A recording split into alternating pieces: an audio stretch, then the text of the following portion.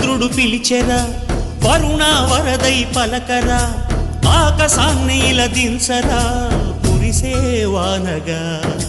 మారని యాతన తీర్చగా మాతల రాతలు మార్చగా ఈ జలయజ్ఞము సాక్షిగా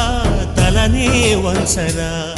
మహారాజు తానే సమిధల్లె మారి నిలువెల్లా వెలిగెరా భోగాన్ని విడిచి త్యాగాన్ని వలచి తాపసిగా నిలిచెరా